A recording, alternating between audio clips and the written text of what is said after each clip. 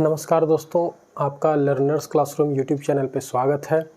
और यह biology series का दूसरा वीडियो है और इस वीडियो में हम लोग सजीव जगत के वर्गीकरण के बारे में हम लोग पढ़ेंगे। तो सजीवों को कितने कैटेगरी में बांटा गया, कितने तरह के सजीव होते हैं, उनमें क्या क्या भिन्नताएं हैं, किस आधार पर बांटा गया, और भी बहुत सारी बातें हैं। तो इसमें हम लोग उन सारी चीज़ों को देखेंगे। तो सबसे पहले, जैसा कि मैंने पिछली वीडियो में बताया था कि द्विनाम पद्धति के बारे में, कि द्विनाम पद्धति जो था, इसको साइंटिफिक नेम भी कहते हैं जीवों का, उसके प्रतिपादक जो थे कैरोलस लिनियस थे।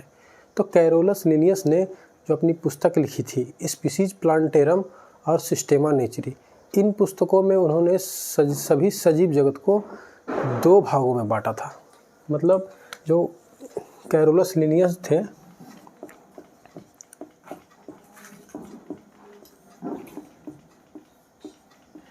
कैरोलस लिनियस के अनुसार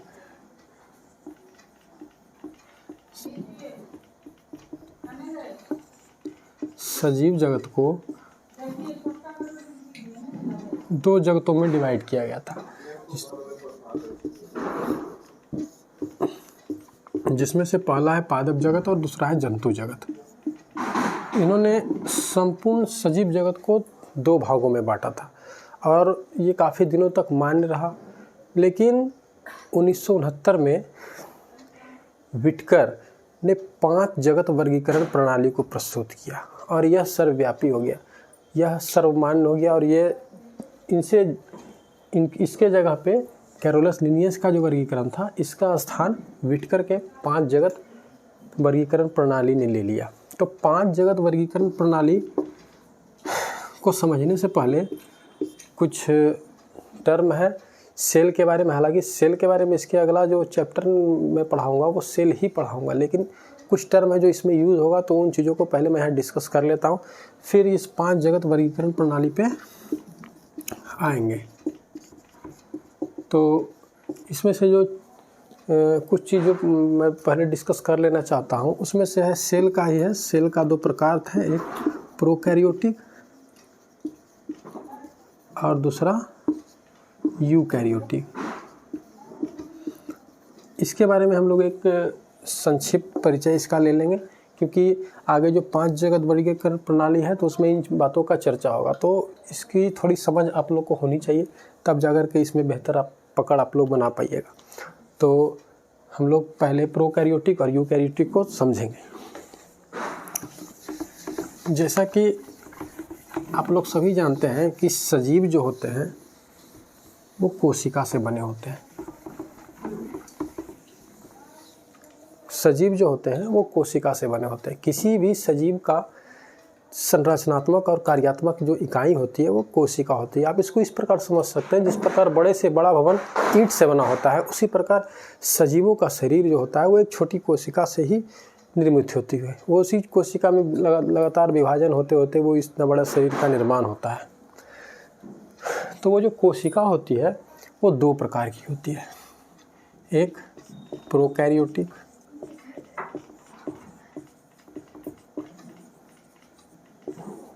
और दूसरा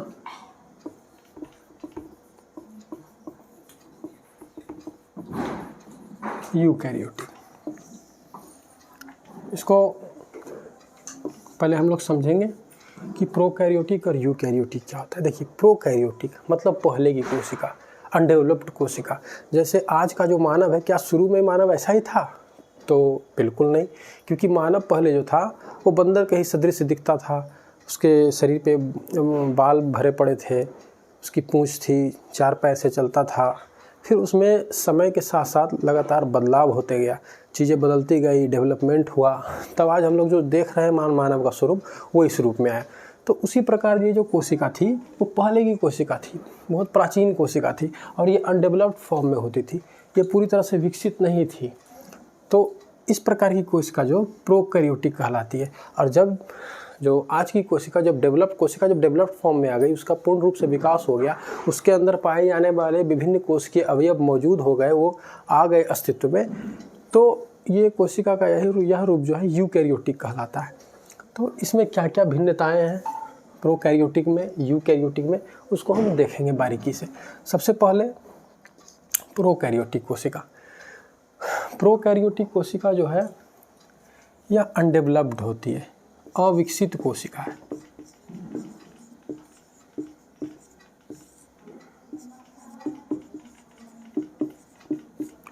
और यह विकसित कोशिका है।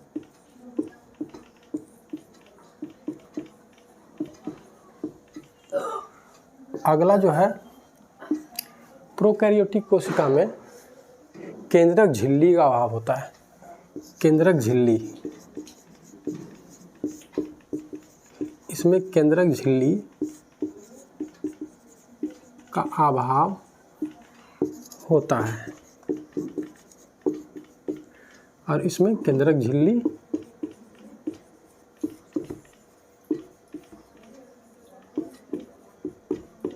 होते हैं। अब हम लोग केंद्रक झिल्ली को पहले समझेंगे थोड़ा सा। आप समझिए कि कोशिका एक बड़े रूप में होती है, गोलाकार समझिए, या अलग अलग रूपों में कोशिका होती है, लेकिन इसको आप समझिए कि कोशिका होती है, उसके अंदर में एक केंद्रक पाया जाता है, के बीच में एक भाग होता है जो सबसे इम्पोर्टेंट होता है। और ये जो बीच का जो उसका भाग होता है इस पूरे कोशिका को नियंत्रित करता है, सारा चीज़ वहीं से कंट्रोल होता है। तो उस बीच वाले भाग को, केंद्रक को, जो पूरे कोशिका से जो एक आवरण है, जो पूरे कोशिका को उस केंद्रक से अलग करती है, वो जो है केंद्रक झिल्ली होता है। आप ऐसे समझिए, अंडा से समझते हैं। अंडा जो होता है वो एक कोशिकीय होता है। अंडा में जो पीला भाग होता है उसको आप केंद्रक समझ लीजिए।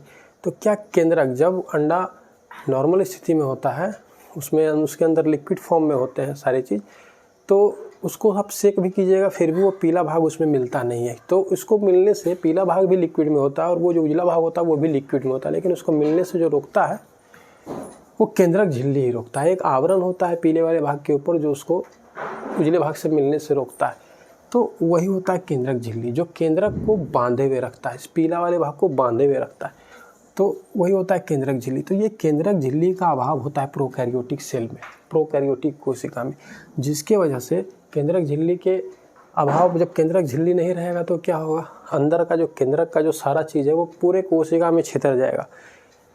इन शॉर्ट, केंद्रक रहेगा ही नहीं। केंद्रक के जितने भी द्रव हैं, केंद्रक के जितने भी अवयव हैं वो सारे कोशिका के अंदर छितर जाएंगे। तो कहने का मतलब केंद्रक झिल्ली के अभाव में केंद्रक एग्जिस्ट ही नहीं कर सकता। तो इसलिए हम लोग कहेंगे कि केंद्रक झिल्ली का अभाव होता है और इसी वजह से इसमें केंद्रक नहीं होता।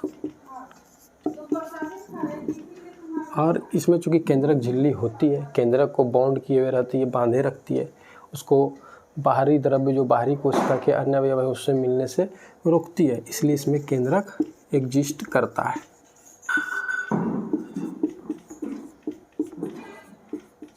यह मूल अंतर है कि प्रोकैरियोटिक अनडेवलप्ड होती है किस मामले में, उसमें केंद्रक झिल्ली नहीं होता। जब केंद्रक झिल्ली नहीं रहेगा तो अंदर का जो केंद्रक है उसको कोई बांधने वाला नहीं रहेगा, वो सारा छितर जाएगा और छितर जाने की वजह से केंद्रक नहीं रहेगा। और इसमें होती है झिल्ली, इसलिए वो अंदर की जो केंद्रक है वो एक जगह पे सिमट करके रहती है, बाउंडेड रहती है, तो इस वजह से उसमें केंद्रक एग्जिस्ट करता है। और भी कई सारी चीज़ें हैं जो प्रोकैरियोटिक में नहीं होती। विभिन्न प्रकार के कोशिकीय अवयव,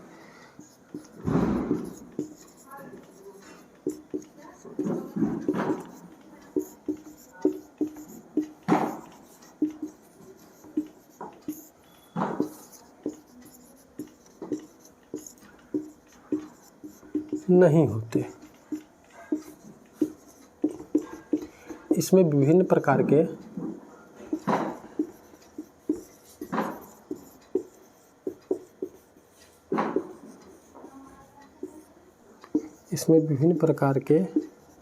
कोशिकीय अवयव होते हैं। अब कोशिकीय अवयव क्या है थोड़ा समझ लेते हैं। कोशिकीय अवयव मतलब कोशिका के अंदर पाए जाने वाले अनेक अवयव, अनेक या कोशिका के बहुत सारे पार्ट आप उसको कह सकते हैं, वो कोशिकीय अवयव कहलाते हैं। जैसे कुछ एक अवयव के बारे में हम कर लेते हैं चर्चा। माइटोकॉन्ड्रिया, यह एक कोशिकीय अवयव है।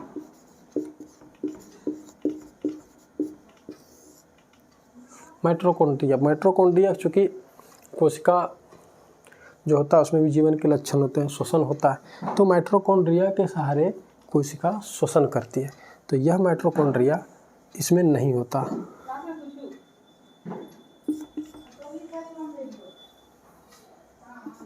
और यह माइटोकॉन्ड्रिया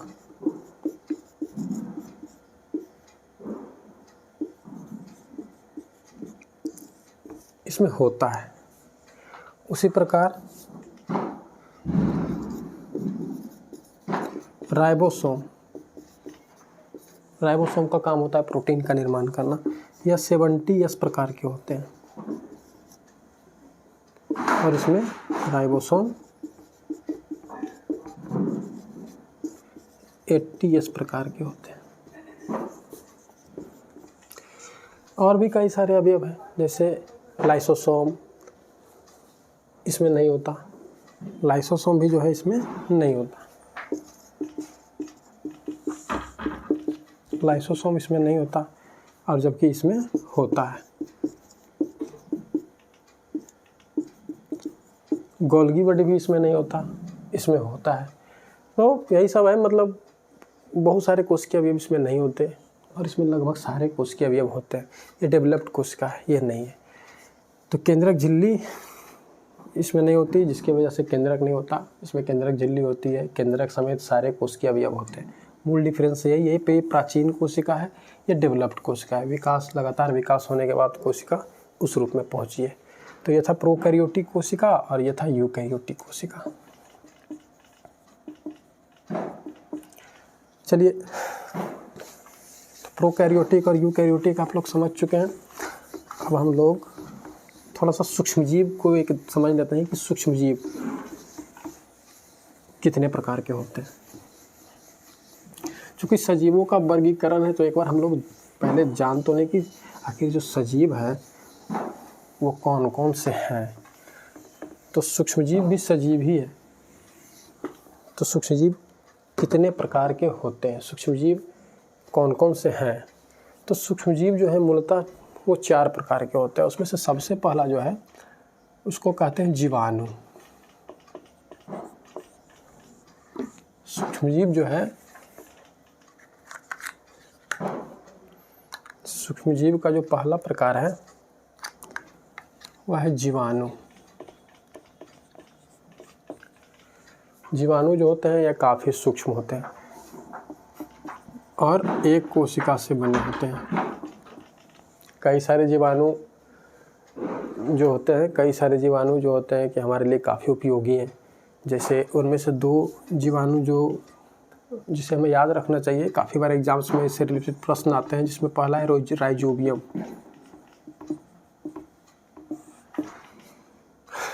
और दूसरा है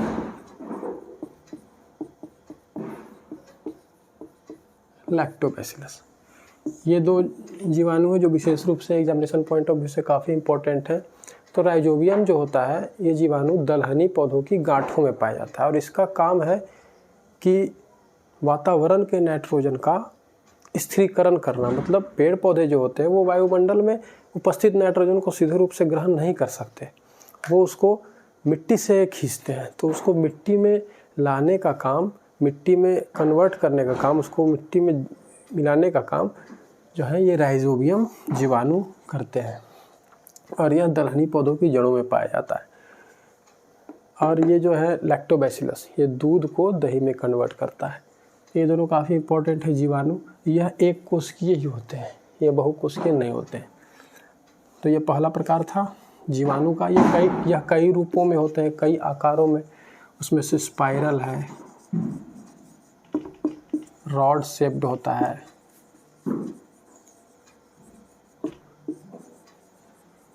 कॉकस शेप्ड होता है। तो स्पाइरल जो होते हैं वो जीवाणु मुड़े मुड़े होते हैं ऐसे आकार के आधार पे। रॉड वाले जो जीवाणु होते हैं सीधे होते हैं रॉड शेप में, और ये कॉकी जो होते हैं वो गोलाणु होते हैं, गोल रूप में होते हैं। तो जीवाणु दूसरा प्रकार जो है वो प्रोटोजोआ।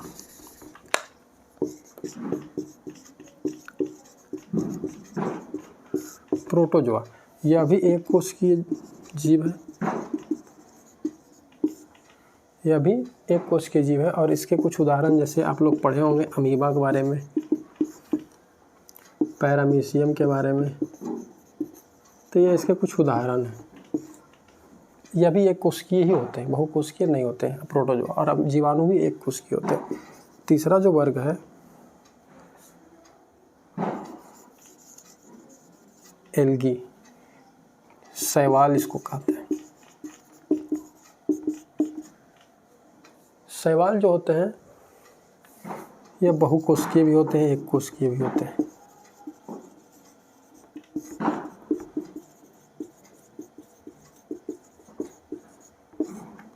ठीक, और इसमें भी क्लोरोफिल पाया जाता है।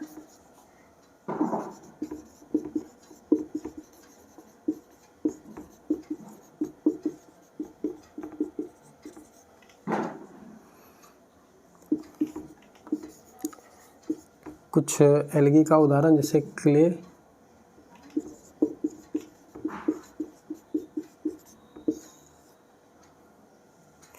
क्लेडोमोना, अपने क्लेमाइडोमोना,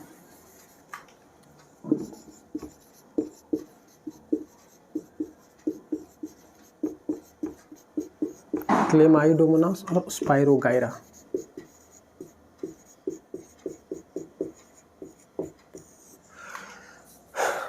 तो शैवाल जो होता है ये हरे रंग के दिखते हैं। आप लोग देखते होंगे कि जहाँ कहीं पानी उनी का क्षेत्र रहता है, लगातार पानी रहता है, उन क्षेत्रों में ये पनप जाते हैं।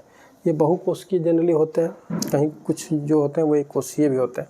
और इसमें भी क्लोरोफिल पाया जाता है। और ये क्लोरोफिल जब इसमें पाया जाता है तो यह जो होते हैं कि सूर्य प्रकाश में अपना भोजन बना लेते हैं। और कुछ जो इम्पोर्टेंट शैवाल हैं वो क्लेमाइडोमोनास और स्पाइरोगाइरा। तो 3 वर्ग हो गया। चौथा वर्ग जो होता है तो वह है कवक का। कवक जो होते हैं ये बहुकोशिकीय, ये भी बहुकोशिकीय होते हैं और एक कोशिकीय भी होते हैं।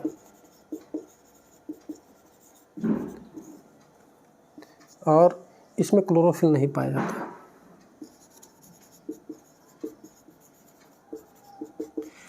तो कवक जो होते हैं बहुकोशिकीय होते हैं और एक कोशिकीय भी होते हैं। हालांकि एक कोशिकीय में सिर्फ ईस्ट होता है और इसमें क्लोरोफिल नहीं पाया जाता। यह अपना भोजन, यह मृतपोषी होते हैं, मतलब कि अपना जो भोजन है इसके लिए सड़े गले जीव, सड़े गले पेड़ पौधे के पत्ते, तने, इन सब से वो अपना भोजन ग्रहण करते हैं। तो ये 4 प्रकार के जो सूक्ष्म जीव होते हैं। सूक्ष्म जीव मतलब जिसको हम लोग अपनी नंगी आंखों से नहीं देख सकते। हालांकि कुछ सूक्ष्म जीव को देख सकते हैं, जैसे कि कवक वर्ग में ही जो ब्रेड होता है, जब रोटी को कुछ दिनों के लिए छोड़ दिया जाए तो उस पर काले काले धब्बे के रूप में जम जाते हैं कुछ, रोटी खराब हो जाता है, तो वो कवक ही होता है। और उस कवक का नाम है राइजोपस। यह दिख जाता है राइजोपस, इसको ब्रेड मोल्ड भी कहते हैं। यह दिख सकता है। तो ऐसे नॉर्मली सूक्ष्मजीव को हम लोग अपनी नंगी आंखों से, अनएडेड आई से नहीं देख सकते हैं, लेकिन कुछ एक सूक्ष्मजीव को देखा जा सकता है। उदाहरण में राइजोपस, ब्रेड मोल्ड, यह कवक वर्ग का है।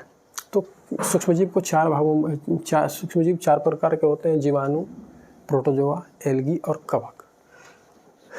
अब हम लोग आगे आते हैं 5 जगत वर्गीकरण प्रणाली। उसमें इन सब चीज़ों की चर्चा होनी थी, इसलिए एक बार मन मस्तिष्क में होना चाहिए कि हाँ ये सूक्ष्मजीव होते हैं।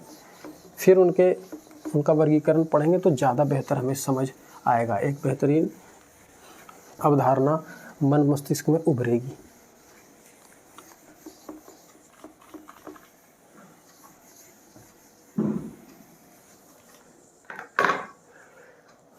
जैसा कि आप लोग को बताए थे कि कैरोलस लिनियस ने सजीवों को दो जगत में बांटा, पादप जगत और जंतु जगत। उसके बाद विटकर आए। विटकर जो 1969 में इन्होंने संपूर्ण सजीवों को 5 जगत में बांटा।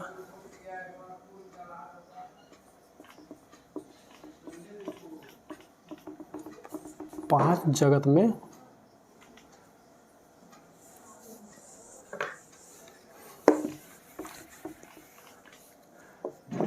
1969 में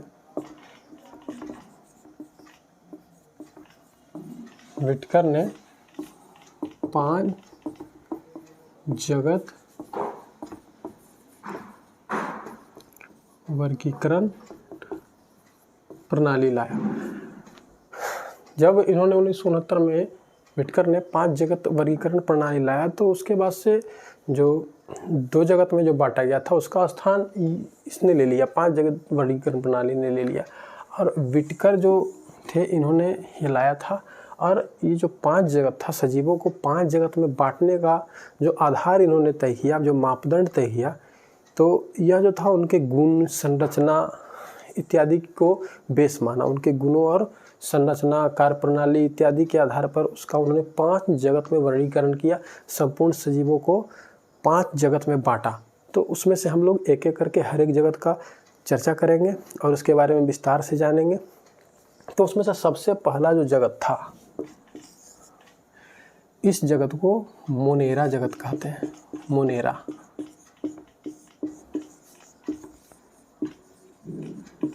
पांच जगत में से जो सबसे पहला जगत है वो मोनेरा। तो मोनेरा में किनको रखा गया? तो मोनेरा में उन सजीवों को रखा गया जिनकी कोशिका प्रोकैरियोटिक थी। तो इसमें सबसे पहले मोनेरा में जो रखा गया वो उन कोशिका से बने हुए सजीवों को रखा गया जो प्रोकैरियोटिक कोशिका से बने हुए थे। तो ये जो थे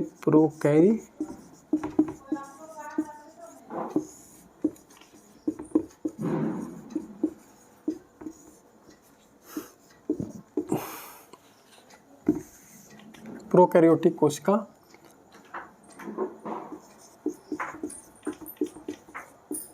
होते हैं। सबसे पहला बात कि मोनेरा वर्ग में जिनको रखा गया था वो प्रोकैरियोटिक कोशिका के होते हैं। और दूसरा इम्पोर्टेंट बिंदु है कि इसमें जो भी जीव हैं, पहली बात कि वो प्रोकैरियोटिक है और दूसरी बात कि वो एक कोशिकीय जीव ही है। मतलब कि मोनेरा वर्ग में प्रोकैरियोटिक कोशिका को रखा गया और इस जगत में आने वाले सभी जीव एक कोशिकीय ही हैं। और जैसा कि आप लोग को मैंने बताया था कि प्रोकैरियोटिक कोशिका क्या होती है, उसमें केंद्रक झिल्ली का अभाव होता है। जब केंद्रक झिल्ली का अभाव होता है तो केंद्रक भी नहीं रहता है। तो हम लिख सकते हैं इन बातों को कि उसमें केंद्रक झिल्ली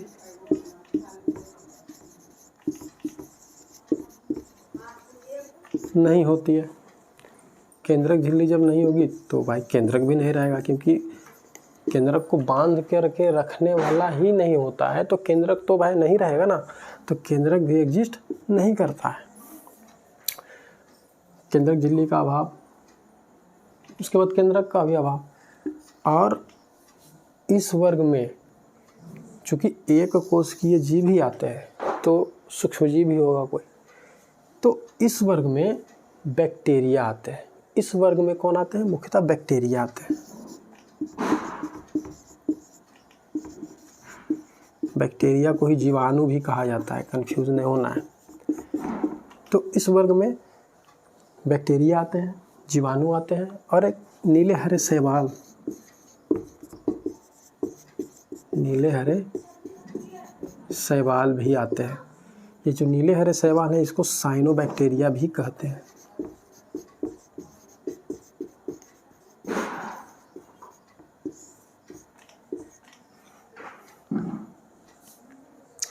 ये जो नीले हरे शैवाल है इसको साइनोबैक्टीरिया भी कहते हैं। और यह जो इनमें जो पोषण होता है, ये जो इनका जो पोषण होता है ये विषमपोषी भी होते हैं और स्वपोषी भी होते हैं। मतलब विषमपोषी किसको कहते हैं? विषमपोषी उन जीवों को कहते हैं जो दूसरों अपने भोजन के लिए दूसरों पर डिपेंड रहते हैं, दूसरों से अपना भोजन, अपना पोषण प्राप्त करते हैं। वे अपना भोजन खुद बनाने में सक्षम नहीं होते। जबकि स्वपोषी जो होते हैं वो अपना भोजन स्वयं बनाने में सक्षम होते हैं, वो किसी अन्य जीव पर डिपेंड नहीं होते।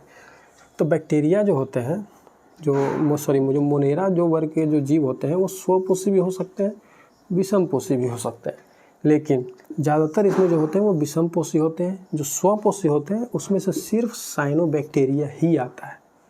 स्वपोषी में सिर्फ साइनोबैक्टीरिया यानी नीले हरे शैवाल आते हैं, और इसमें क्लोरोफिल मौजूद होता है। इसमें क्या मौजूद होता है? इसमें क्लोरोफिल की मौजूदगी होता है, जिसकी वजह से ये सूर्य प्रकाश में अपना भोजन स्वयं बना लेते हैं। तो ये था मोनेरा जगत। इसमें जो मुख्य बातें थी कि इसमें मुख्यतः प्रोकैरियोटिक को रखा गया। बाकी के जो नीचे के 4 जगत है उसमें प्रोकैरियोटिक नहीं, उसमें सिर्फ यूकैरियोटिक ही मिलेंगे।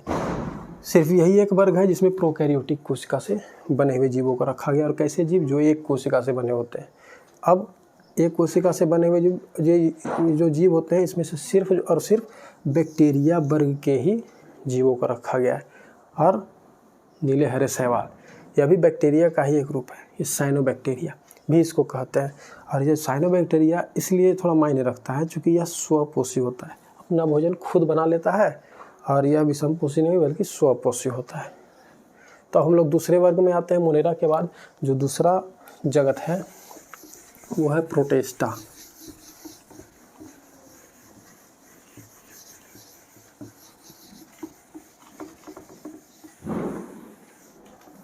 जो मोनेरा के बाद जो दूसरा जगत है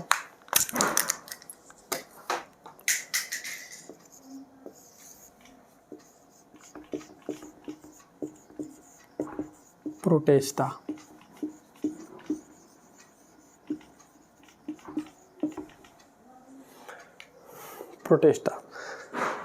अब इस जगत में क्या क्या विशेषताएं एक एक करके देखते हैं। जैसा कि आप लोग को मैंने पीछे बताया कि सिर्फ मोनेरा में प्रोकैरियोटिक, बाद बाकी के सभी में यूकैरियोटिक। तो इसमें जो कोशिका जो बना होता है वो किस प्रकार का कोशिका होता है? यूकैरियोटिक कोशिका।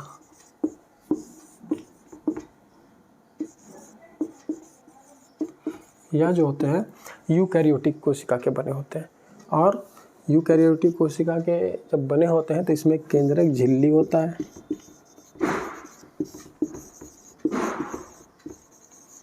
इसमें केंद्रक झिल्ली भी होता है और केंद्रक भी होता है। केंद्रक झिल्ली और केंद्रक दोनों एग्जिस्ट करते हैं। और इन दोनों के साथ साथ विभिन्न कोशिकीय अवयव, विभिन्न कोशिकीय अवयव के बारे में विस्तार रूप से हम लोग कोशिका वाले चैप्टर में पढ़ेंगे, लेकिन फिलहाल इतना समझ लेना है कि विभिन्न कोशिकीय अवयव जैसे माइटोकॉन्ड्रिया, राइबोसोम, लाइसोसोम, रिक्तिका, लवक, तो ये सभी विभिन्न प्रकार के कोशिकीय लवक हैं, कोशिकीय अवयव हैं जो इसमें मौजूद होते हैं। विभिन्न कोशिकीय अवयव मौजूद होते हैं।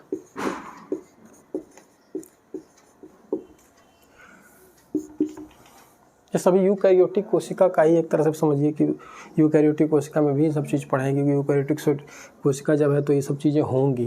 केंद्रक झिल्ली रहेगा, केंद्रक रहेगा, विभिन्न प्रकार के कोशिकीय अवयव उसमें मौजूद रहेंगे। और मोनेरा की भांति प्रोटेस्टा में भी जो जीव आते हैं वो एक कोशिकीय ही होते हैं।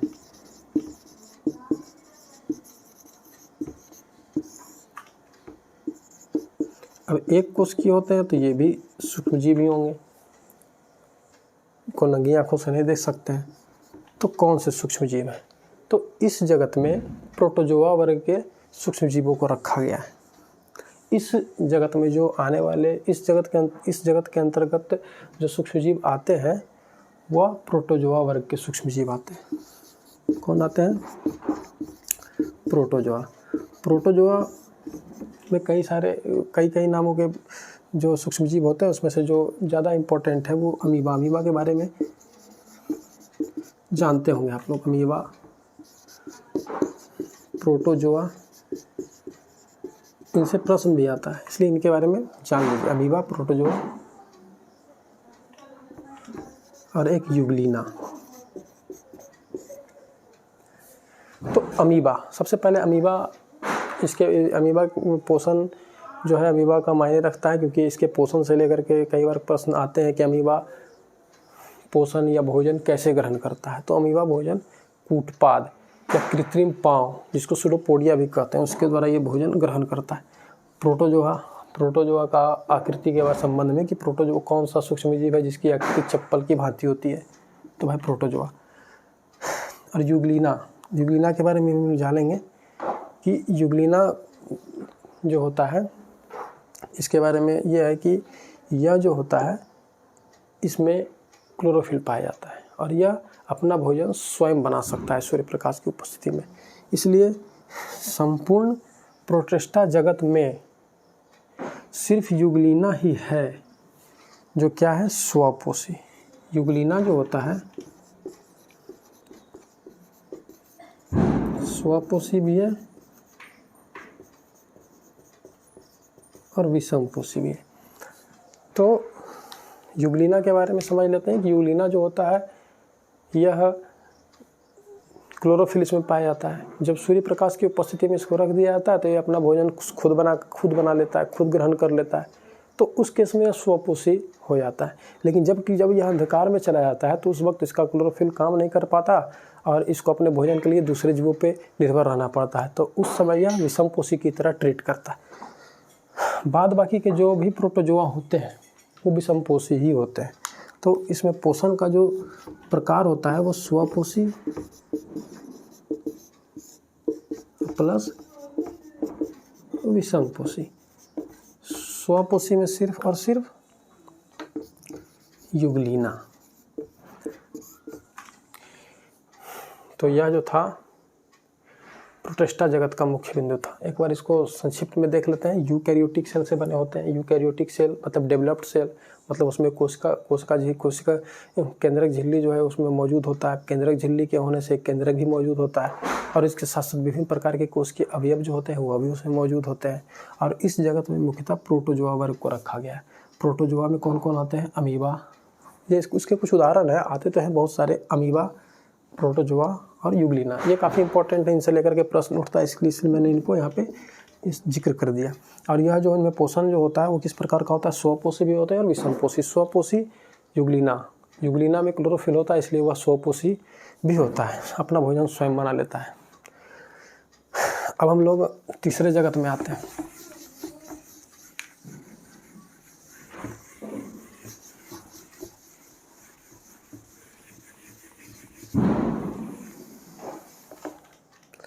तीसरा जगत जो है हमको कवक कहा जाता है। कवक जगत, फंगी। जैसा कि आप लोगों को मैं बता चुका हूँ, यह भी कैसे होंगे? यूकैरियोटिक।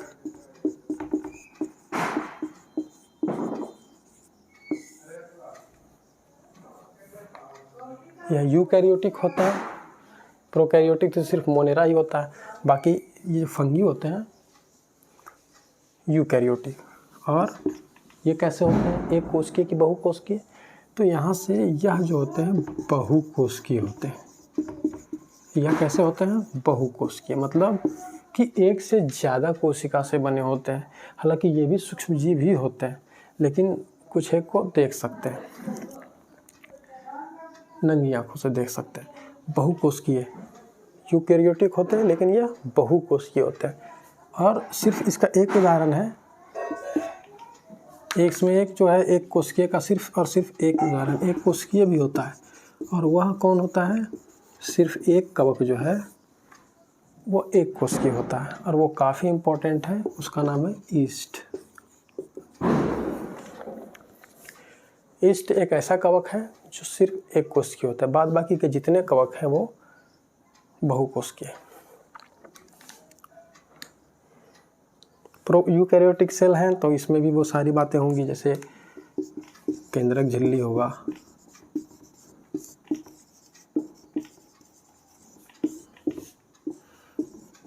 केंद्रक होगा,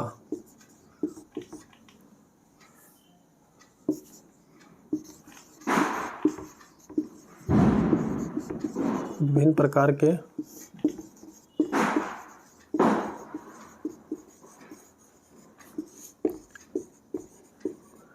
कोशिकीय अवयव होंगे। तो ये सब चीज़ें। पोषण। अब इसमें पोषण कैसे होता है, तो कवक के बारे में जो सबसे बड़ी कवक की विशेषता है कि यह मृतपोषी होते हैं। कैसे होते हैं? मृतपोषी। मृतपोषी किसको कहते हैं? वैसे जीव जंतु जो अपना भोजन मरे सड़े गले जीव जंतुओं पादपों से ग्रहण करते हैं, उसको मृतपोषी कहते हैं। तो ये कैसे होता है? मृतपोषी। ये काफ़ी इंपॉर्टेंट है कि ये मृतपोषी होते हैं, मतलब ये अपना भोजन सड़े गले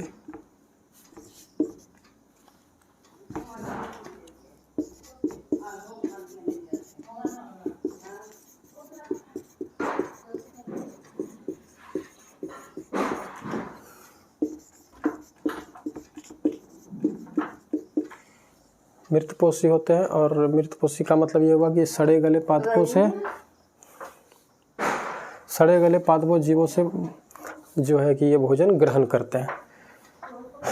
जैसे आप लोग देखे भी होंगे कि बरसात के दिनों में बहुत सारे पुआल हो, लकड़ी हो, सड़ गल जाता है तो उसमें से गोबर छत्ता निकल जाता है। तो वो गोबर छत्ता होता है, या जिसको मशरूम भी बहुत जगह बोलते हैं, वो जो होते हैं कवक ही होते हैं। जो आप लोग मशरूम का जो प्रकार देखते हैं, वो मशरूम कई तरह के होते हैं, गोबर छत्ता कई तरह के होते हैं, उसमें से कुछ ही खाने वाले होते हैं, बहुत सारे विषैले भी होते हैं। तो वह भी जो है कवक वर्ग का ही जो है सजीव है। तो ये मृतपोषी होते हैं, सड़े गले जीवों से अपना भोजन ग्रहण करते हैं, उसी से अपना काम चलाते हैं। तो ये सभी चीज़ें हैं। और कुछ और जैसे कि कवक अध्ययन को क्या कहते हैं, तो माइकोलॉजी।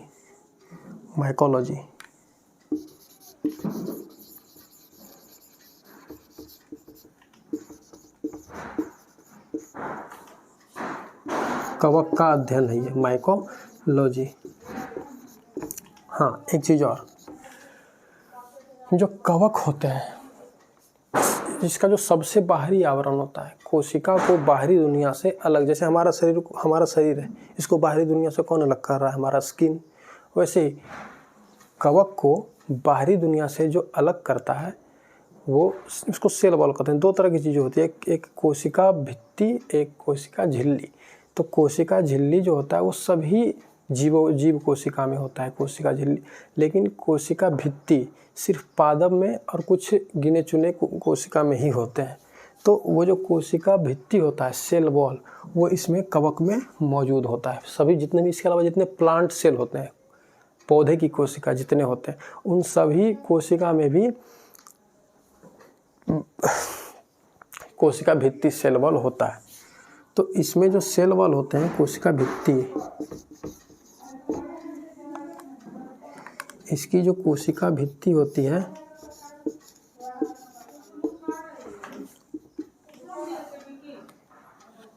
काइटिन की बनी होती है। काइटिन की बनी होती है, काइटिन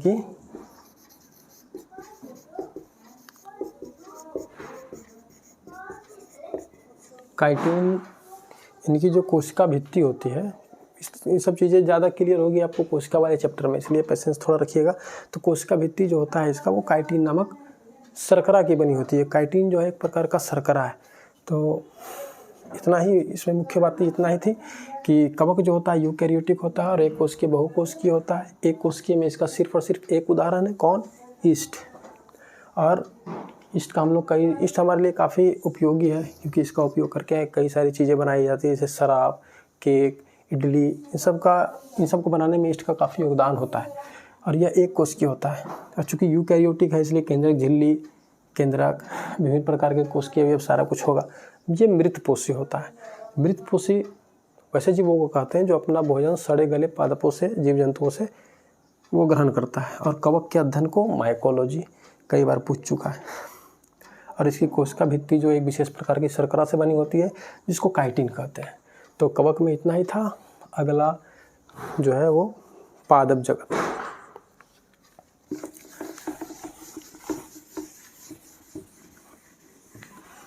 चौथे नंबर पे हम लोग आते हैं, जो पादप जगत है। चौथे नंबर, इस 5 जगत वर्गीकरण प्रणाली में चौथे नंबर पे जो रखा गया है वो पादप को रखा गया है। प्लांटी को रखा गया है, पादप जगत कहते हैं इसको। इसमें कौन आते हैं? जितने भी पेड़ पौधे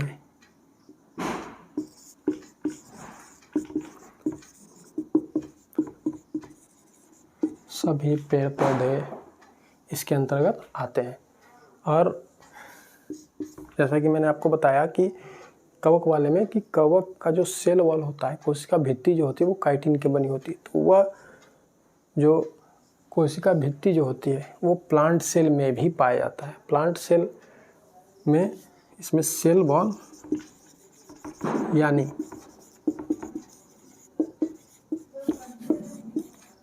कोशिका भित्ति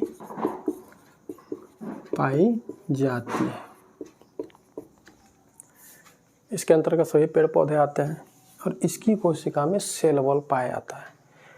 आप देखते हैं ना कि यदि किसी आदमी को धूप में खड़ा कर दिया या दिन भर तो उसका बीमार पड़ जाएगा, बहुत बुरा हालत में पहुंच जाएगा। लेकिन पेड़ पौधे जो होते हैं आंधी तूफान कड़कड़ाती धूप हमेशा हर मौसम में डटे रहते हैं।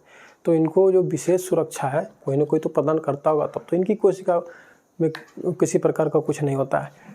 तो यह जो उनको मजबूती जो प्रदान करता है, इनकी कोशिका जो एक विशेष सुरक्षा जो प्रदान किया जाता है वो इस कोशिका भित्ति के कारण प्रदान किया जाता है। यह जो कोशिका भित्ति होती है, प्लांट की कोशिका भित्ति, यह सेलुलोज की बनी होती है।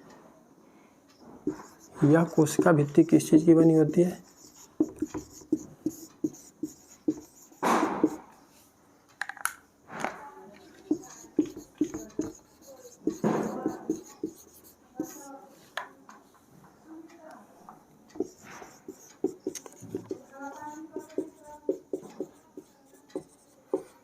यह जो कोशिका भित्ति होती है वो सेलुलोज की बनी होती है। और कवक में किस चीज़ का बना होता है? काइटिन का। अब अन्य जगत के जैसा इसकी भी जो कोशिका होती है वो यूकैरियोटिक होती है। कैसी होती है?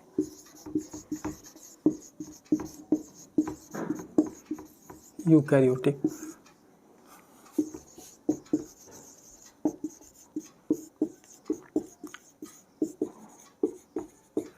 यूकैरियोटिक कोशिका होता है। यूकैरियोटिक कोशिका है तो क्या होगा? केंद्रक होगा, केंद्रक झिल्ली भी होगा,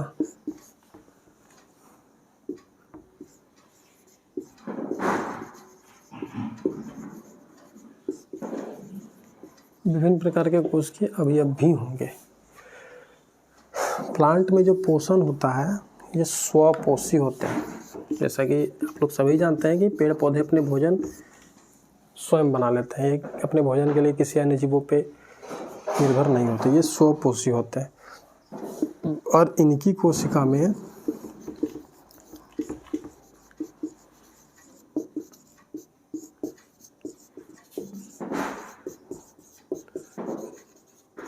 क्लोरोफिल पाया जाता है। इनकी कोशिका में क्लोरोफिल पाया जाता है और इसी क्लोरोफिल की वजह से ये सूर्य प्रकाश में अपना भोजन बना लेते हैं और कर लेते हैं अपना भोजन।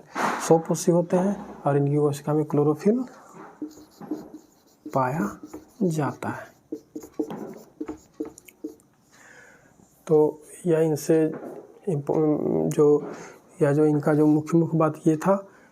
तो पादप के बारे में एक बार फिर से हम बता देते हैं कि यह जो होता है इसमें सभी पेड़ पौधे आते हैं और इसका जो सेल वॉल होता है वो सेलुलोज का बना होता है। सेल वॉल जो होता है वो बाहरी सरफेस होता है जो इसको विशेष सुरक्षा प्रदान करता है, इसलिए ये आंधी तूफान कड़कड़ाती धूप वगैरह में डट जाते हैं, कुछ नहीं होता है इनको। और ये भी जो कोशिका होते हैं, इसकी भी जो कोशिका होती है यूकैरियोटिक टाइप की ये होती है। प्रोकैरियोटिक सिर्फ मोनेरा में, बाकी के सभी में यूकैरियोटिक। और यूकैरियोटिक है तो इसमें केंद्रक होगा तो केंद्रक झिल्ली होगा, केंद्रक होगा, विभिन्न प्रकार के कोशिकीय अवयव भी इसमें मौजूद होंगे। और इनकी जो कोशिका है इसमें एक विशेष प्रकार के जो पिगमेंट पाए जाते हैं उसको क्लोरोफिल कहते हैं। और ये क्लोरोफिल जो होता है भोजन इसी की सहायता से पेड़ पौधे जो अपना भोजन बनाते हैं और इसलिए जो है स्वपोषी भी होता है, ये अपना भोजन स्वयं बना लेता है। तो पादप के बारे में ये था। अब जो बचा हुआ एक अंतिम जगत है वह जंतु जगत। जैसा कि नाम से ही आप लोग समझ सकते हैं कि जंतु जगत में सभी प्रकार के जीव जंतु आएंगे।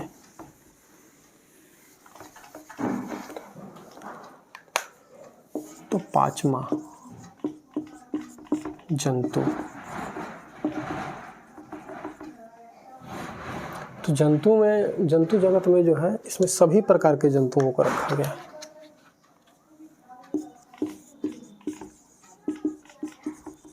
सभी प्रकार के जंतु को रखा गया है। अब सभी प्रकार में से सभी आते हैं, जैसे जानवर, मछली, पक्षी, कीट, हाइड्रा, सरीसृप इत्यादि। मतलब जितने भी तरह के जीव हैं वो सभी इसके अंतर्गत आएंगे। मानव भी इसी के अंतर्गत आता है। दूसरा, इसके भी जो कोशिका होते हैं यूकैरियोटिक ही होते हैं।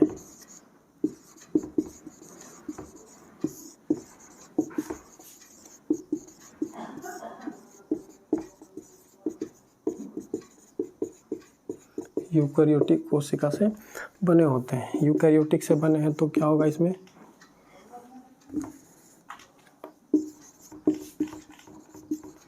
केंद्रक झिल्ली होगी। अब केंद्रक झिल्ली होगा तो केंद्रक भी होगा, बता चुके हैं। केंद्रक झिल्ली उसको बाहरी आवरण है, यदि वो नहीं रहेगा तो केंद्रक एग्जिस्ट ही नहीं करेगा, इसलिए केंद्रक झिल्ली है तो केंद्रक भी है। और विभिन्न प्रकार के कोशिकीय अवयव भी मौजूद है। और यह जो होते हैं बहुकोशिकीय होते हैं। यह कैसे होते हैं? बहुकोशिकीय। पादप जगत में भी जो जीवों को पादप जगत में भी जिस सजीवों को रखा गया है वो भी जो होते हैं बहुकोशिकीय ही होते हैं, और यहाँ भी बहुकोशिकीय होते हैं। शुरुआती वाला जो दो है मोनेरा और प्रोटिस्टा, उसमें सिर्फ एक कोशिकीय। और तीसरा जगत में कवक भी जो होते हैं लगभग सारे बहुकोशिकीय होते हैं। सिर्फ उसका एक एक्सेप्शन है कि ईस्ट जो होता है वो एक कोशिकीय होता है। तो जंतु जगत में जिन जीवों को रखा गया है वो बहुकोशिकीय ही होते हैं। और इनमें जो पोषण होता है ये विषमपोषी होते हैं। मतलब विषमपोषी होते हैं, इसका मतलब ये कि ये अपने भोजन के लिए किसी दूसरे जीव पेड़ पौधों पे निर्भर रहते हैं। ये अपना भोजन खुद तैयार नहीं कर सकते। तो इनमें सभी जीवों को रखा गया। हालांकि सभी जीवों में काफ़ी विभिन्नता होती है, लेकिन फिर भी सभी को एक ही कैटेगरी में रखा गया, एक ही जगत में रखा गया। वो इसलिए क्योंकि इनमें पाए जाने वाली कोशिका की संरचना, कार्य पद्धति समान होती है, इसलिए सभी जीवों को इसी में रखा गया है। जितने भी प्रकार के जीव होते हैं वो एक ही प्रकार के कोशिका से, जंतु कोशिका से बने होते हैं, तो इसलिए उसको सभी जीवों को इस कैटेगरी में रखा गया है। तो इसमें जो मुख्य बात ये थी कि सभी जीव इसमें आते हैं, यूकैरियोटिक होते हैं। तो यूकैरियोटिक होंगे तो केंद्रक झिल्ली, केंद्रक के साथ साथ विभिन्न प्रकार के कोशिकीय अवयव भी उसमें होंगे। और ये बहुकोशिकीय होते हैं। और ये विषमपोषी होते हैं। विषमपोषी मतलब अपना भोजन के लिए किसी दूसरे पर डिपेंड होना। तो ये 5 जगत थे, मोनेरा, प्रोटिस्टा, कवक और पादप और जंतु। तो इन 5 को ध्यान में रखने की ज़रूरत है। तो उम्मीद करता हूँ कि ये सब चीज़ें आपको समझ में आई होंगी। अब यदि कुछ छूट गया हो, कोई क्वेरी रह गया हो, कहीं समझ में नहीं आया हो, तो आप लोग कमेंट में पूछ सकते हैं। और फिर समझ में आया होगा, मेरा प्रयास समझाने का आप लोग को अच्छा लगा होगा, तो चैनल को लाइक ज़रूर कीजिए, सब्सक्राइब कीजिए, लोगों तक पहुंचाइए। और फिर मैं ऐसे ही उपयोगी वीडियो आप लोग के लिए लाता रहूँगा। तो मिलते हैं बायोलॉजी की अगली क्लास में। तब तक के लिए धन्यवाद।